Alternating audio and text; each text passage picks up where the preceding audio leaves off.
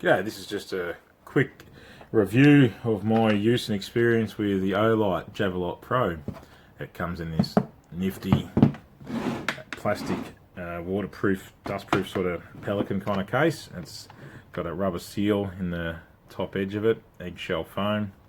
What I got in this kit, it was just sort of the basic kit, which is this one here. I'll quickly get this out of the way.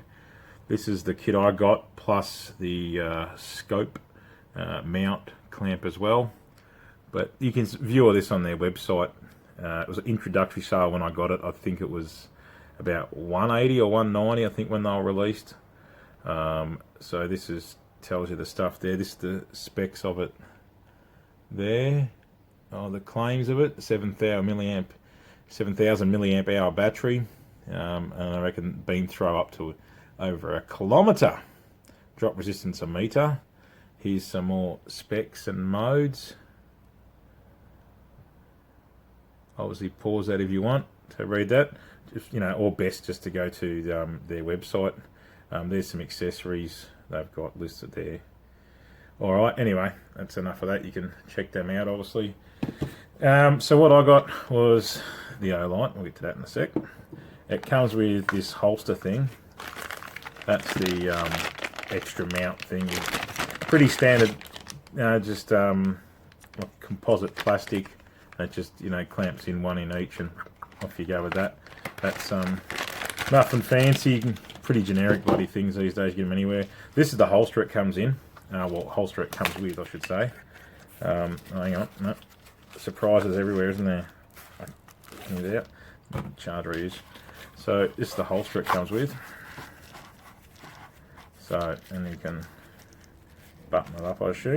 Never used the holster, to be honest. So it has Velcro to get onto where you want it to be, your belt, or you're going to hang it off in your vehicle or something, off a small roll bar or something. Also this, you can click it on with just a carabiner clip or something. So I guess if you're in security or something like that, or you just like to have stuff strapped onto your hip. I don't, but that come with it. Anyway, it's a formed, pretty firm thing. I guess it's not bad quality. If it's what you're into, it probably might be somewhat durable. I don't know how long it'll last, but you get some use out of it. That comes with it. It comes with this. This is one of the selling points for me, and I guess a lot of people. I'll show you in a sec. So it comes with a book,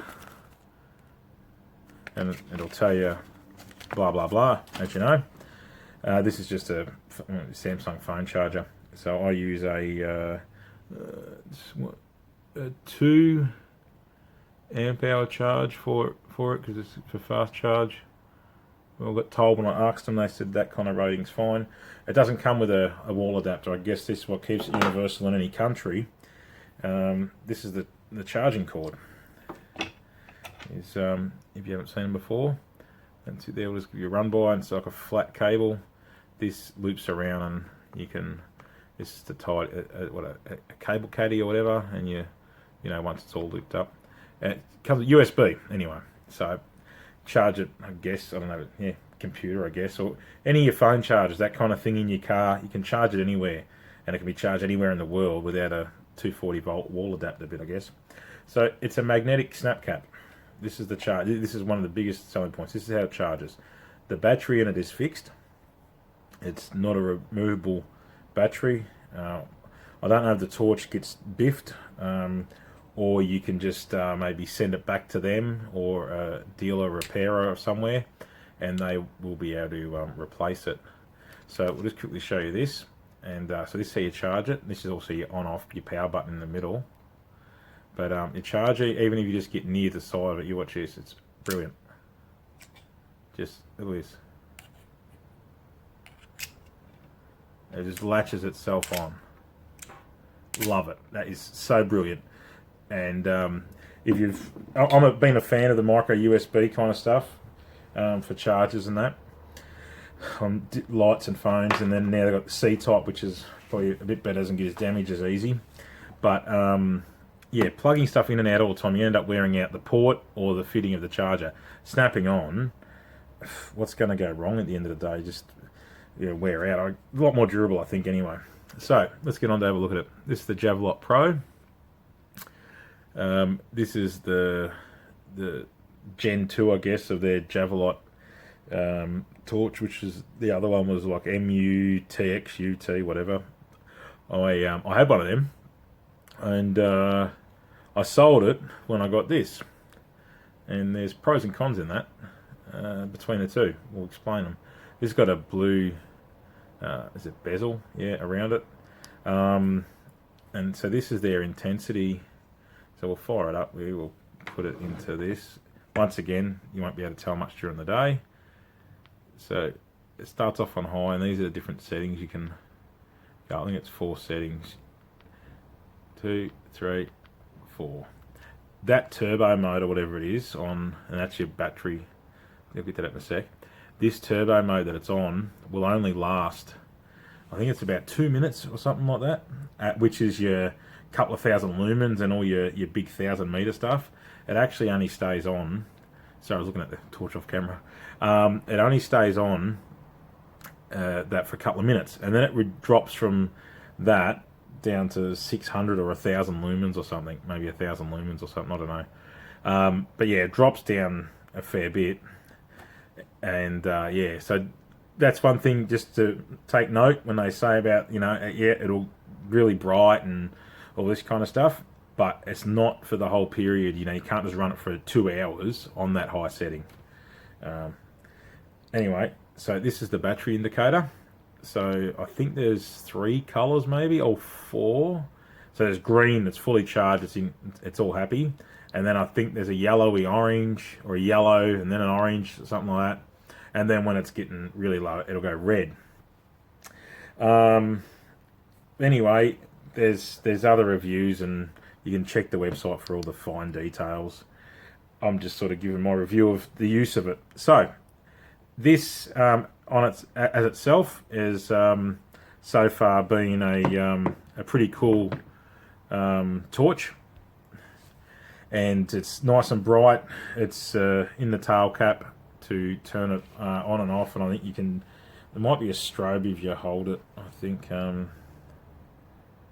no, it does nothing. Okay, but if you got it there, you can actually turn it off. If you hold it, there you go. Yeah. Yeah, so you can use that there as well.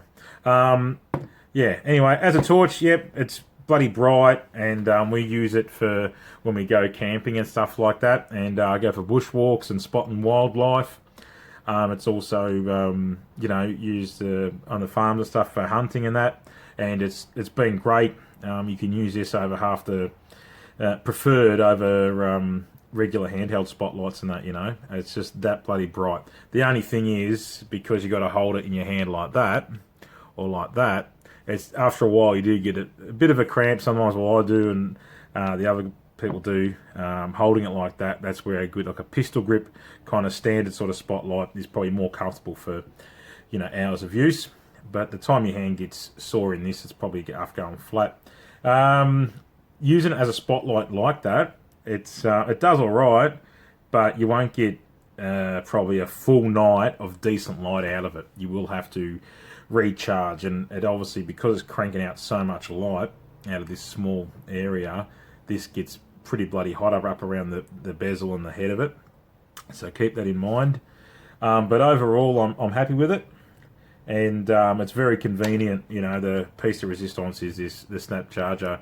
I think, yeah, that's like 50% of the reason I got it, and the other bit is because it's got, you know, that battery monitor, and it's, you know, a bit more intense and different light pattern and stuff compared to the older one. You can look up reviews of those, there's comparisons. So the good thing about this, you haven't got to pull the battery out and charge them, but at the same time, you can't put any extensions on like you can with the other Olights, where you could just put a tube on, add a battery, and get a bit more grunt happening and a bit more run time, I guess, especially if you're not using the higher settings. And yeah, the light pattern, I probably preferred the original Javelot version of this over this light pattern. Yeah, just how it sort of is. You got to see them side by side. There is videos online, so there is a couple of things that I do like about the old one better than this. And you know, if you're constantly out, you could run, you know, 2 sets of batteries. So you might have, say if you're running 6 batteries, you have 3 in it, and or 2 or 3 in it, and then 2 or 3 already charged. You can just swap them out and keep running instead of recharging.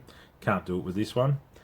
But look, they're always going to have their good and bad points. And look, overall, the answer, do I like it? Well, you're watching this video, and I've still got it.